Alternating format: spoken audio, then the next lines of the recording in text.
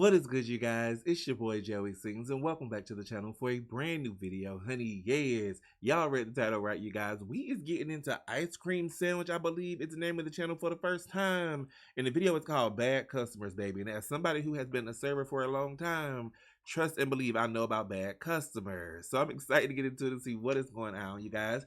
Shout out to my friend in this comment right here for the suggestion, you guys. So listen, I'm gonna shut on and press play, but if you was not a backup singer, go ahead and become one. Smash that subscribe button so to hit that bell to get notified when I upload brand new videos like these. Here we go. I'm finally free to be me, to be me, to be me. Yeah. No more hiding, no more lying. This is me. This is. Alrighty, you guys. So I got the video pulled up, and let's get into it. Look at me. Look at my eyes. Do I look like somebody who likes to work? Or do I look like somebody who likes to eat pizza like a cookie? Personally, I think it's kind of weird how much we're expected to work in high school. Like, you have to go and serve people McDoubles for 4 hours and then go home and sell for X. That's a lot of work. You better talk about it. That's crazy? Or am I crazy? I am crazy. I did not want to get a job when I was growing up. I don't like to work. I just like the money. But if you want to go to the movie theater with your buddies, you gotta... Oh my goodness, that was the realest quote. The realest quote, okay? I don't want to work, okay? I just want the money. Same. How can we do this? Have the cash. One ticket, your total is $20. For my first job, I wanted to avoid the food service because I feared people would be a little bit more abrasive when it comes to their meals. You'll find rude customers anywhere, but I just feel like when food's involved, things get a little hairy. I don't want people yelling at me about onions. And I don't they care will. about onions. I ended up working somewhere that's not food, which I will show you through example.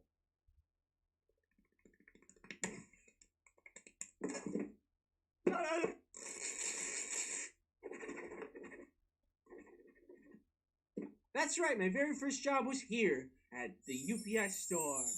It was not really that great, just a regular job.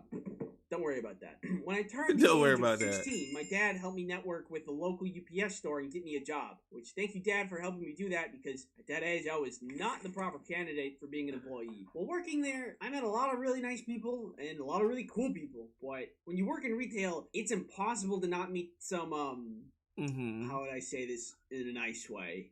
Outliers.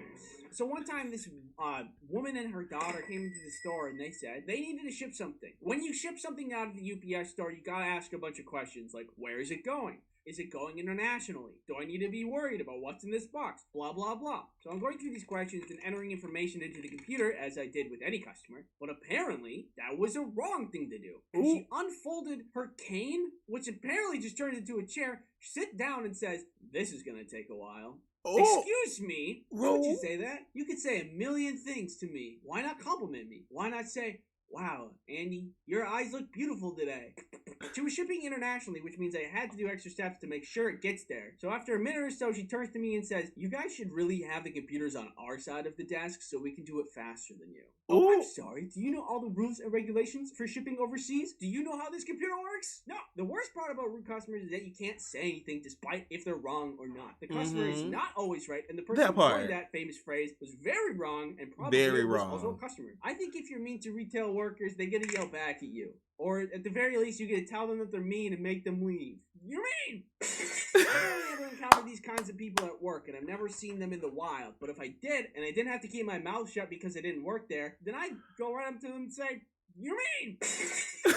Then there was this other time when this guy tried to ship drugs. That day was particularly slow. Nobody was coming in, and it was just me and my coworker, Tony. Tony and I got along really well, because neither of us like to work. I want to go home. Me too. At one point, a guy comes in to buy just a single box. Simple, easy, he's in and out in a jiffy. But 5 minutes later, he comes back in, same box, but now something's packed up inside it. I saw the box and how he packed it, and he did the thing where he kind of fold the flaps on top of each other, which is a problem because then it just falls out if it's not taped. Right. Can I get a description of what's in this box? It's private. I mean, we just need a general description, like, is it food, perishable? It's microchips. Okay. Microchips. Now, because the box wasn't properly taped, Tony came over and was going to tape it up for me while I was helping him on the computer. But the guy stops Tony. I just need to retape the box really quick so it doesn't come out during shipment. The tape's free if that's what you're worried about. Oh, okay. He timidly allows us to do that, which I don't really know what his end game was because we opened the box and there was weed. Sir, we can't ship this. I'm no expert on illegal trade of illicit goods, but I know a thing or two about shipping, and I know that drugs, you can't do that one.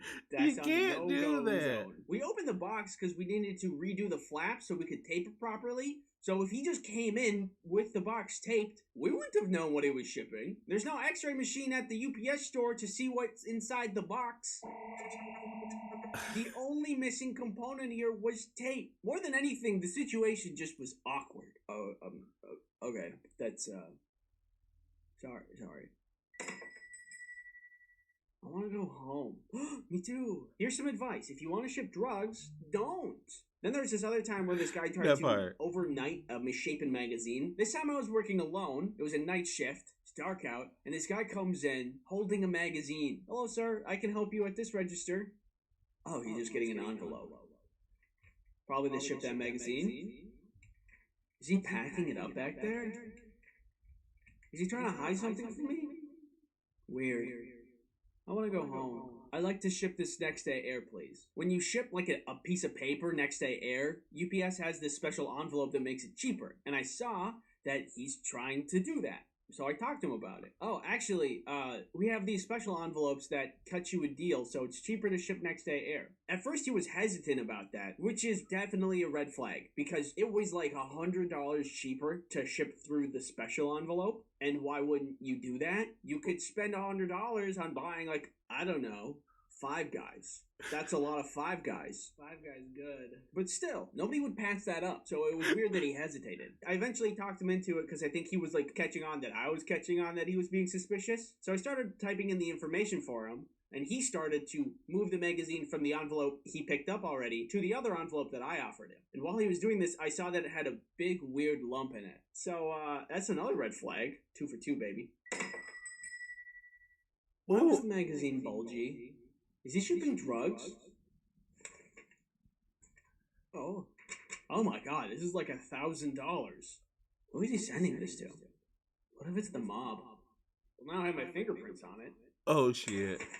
And then I sent it off. I don't want to get involved with the mob, or whoever that was. I was 16, alone in this store at night, and not paid enough for it to be my problem. I guess now that I'm on the topic of illicit substance distribution, there was this other guy. He would always come into the store and be like, hey, I shipped a box to your store, and it's big. And we'd be like, oh, is this the one? Yeah, that's the one. Of all the other customers, this guy was very easy to deal with and really charming. But one day, a couple of other customers came in, and they're like, hello, we're the police. They asked to see the manager, and they talked to him, and then a couple days later that guy picked up a box and then was arrested in the parking lot. Turns out he was importing a lot of opium. I think it was around this time that I realized I was calculated when I passed up all those food service jobs. But then again, is any retail job good enough? I don't know. I bet I would have had a better time at Five Guys. French fries. Anyway, hindsight's 2020. Other stuff that happened. One dude asked me if the narwhal bacon's at midnight, which was very cringe, and trust me, I know cringe. A bunch of cheerleaders burst into the store, cheered, ran in a circle, and then left. We suspect they were just trying to cause a commotion while their friends would steal things, but then realized there was nothing interesting to steal at a UPS store, and then went away. There was a guy that would often come in and try to ship bath salts, which...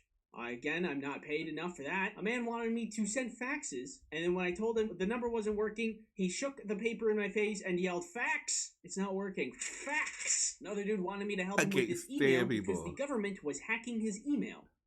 There's a guy that would come in a lot and tell us about word affirmation, but thought that it was literally magic and not just a self-motivator, and told us that the sounds in our voices affected atoms and quarks on the quantum level and would make things a reality. For example, like if you just said, I have a juicy booty, I have a juicy booty, I have a juicy booty, then it would be true. There was always the classic handful of people that would knock on the door after we were closed and ask if we were open. Are you guys open? No. And that's all that I can think about. If you subscribe, I will throw this box, help me, into a volcano. Thank you, VLLO, for helping me animate this video. And that's everything. Now I'm gonna play myself out. This is the cutest. It's so true. Customers are the worst. Okay, trust and believe. Oh, you gonna be the bad customer everywhere, honey. I will know. Period.